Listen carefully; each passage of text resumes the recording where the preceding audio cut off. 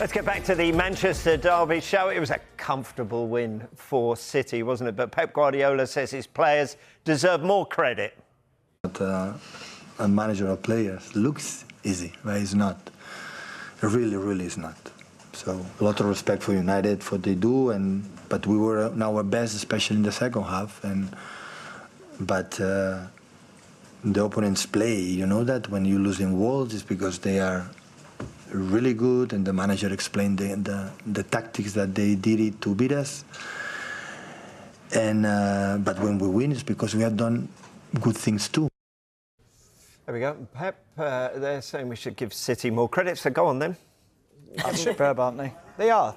They're quite brilliant at how they approach football games, the mentality of going into it. They've had a few difficulties in recent weeks where we haven't seen them lose back-to-back games. They lose against Wolves and then obviously the game against Arsenal as well. So it just shows that the players, the hunger is still there. I think it was Kyle Walker after the Arsenal game said, we will get back to the level that everyone expects from us, and this is unacceptable.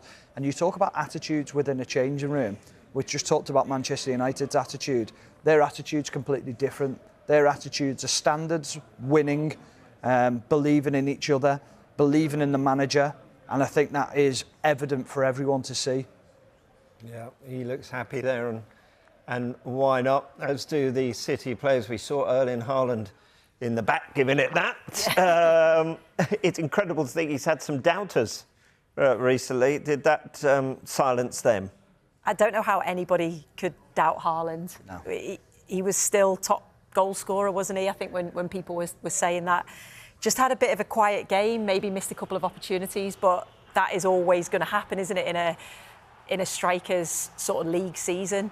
And they missed Rodri massively. I think as soon as Rodri comes back in the side, I think defensively he obviously gives them that protection, but then it's the building going forward. Obviously John Stones makes a big difference coming back. But you look at this Manchester City side, it's the best I've seen them in a while in terms of the passing, their movement off the ball, picking up brilliant spaces. Silva was outstanding. There were so many individual players that you could pick out. Obviously Haaland with his 2 goals.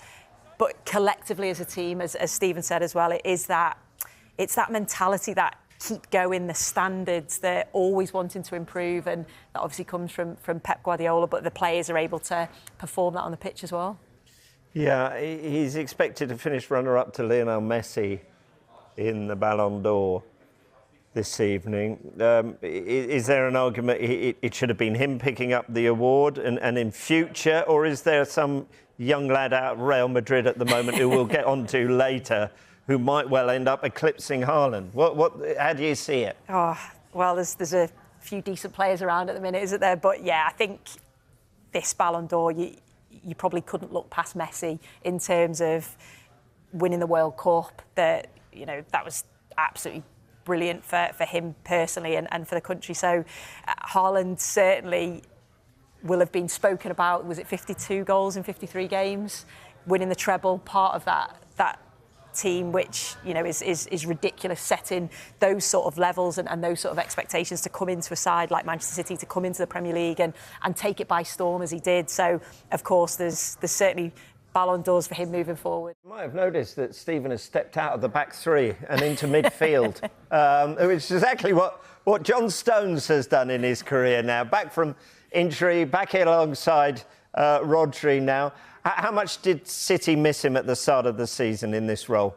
Well, they miss him hugely because of the position that he plays. He obviously plays as a centre-back, but steps into midfield and vacates that centre-back position. You talk about Bernardo Silva being able to find space, but it's also because of what John Stones does. So predominantly, we'd see centre-halves sort of not leaving this area of the pitch, but when you look at his movements into wider areas as well, it shows you how key he is to stepping into that midfield position. But he doesn't just stay within the confines of the penalty area and sort of down that channel. He likes to drift out wide. He gets on the ball in various positions. Such is the quality of his understanding of the game. But we talk about Rodri being important in this position as well, but it's because of when John Stones steps in there, he's able to move forward as well. He's able to make advances up the pitch, and we've seen Rodri scoring goals, assisting goals, gets a shot away for the third goal, and that shows you the quality of John Stones when he steps in there, that he gives that safety blanket to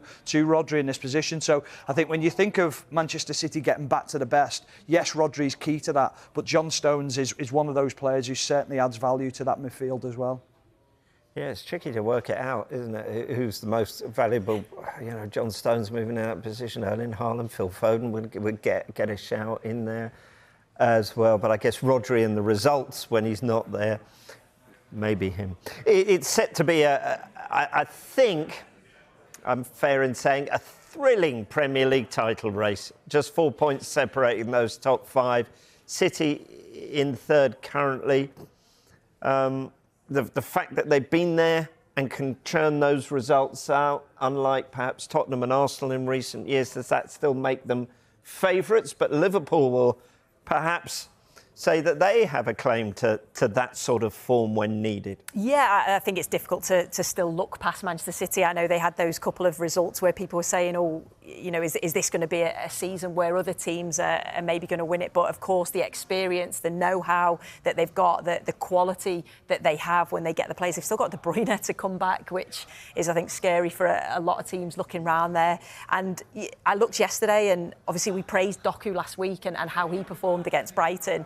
He didn't start, they played Jack Grealish, so to be able to have those different types of players I suppose if you need to change things up a little bit, so if it's going to be, you need a ball carrier that's maybe going to be a little bit more direct, an out-and-out winger, you can play Doku. If you need that little bit more control, you've got a Jack Grealish that can come on. So they've evolved in that side of the game, bringing in players that can do different things. And I just think it's so difficult to look past Manchester City, but obviously Liverpool are improving and have probably better than we thought at this stage. I don't know what you think.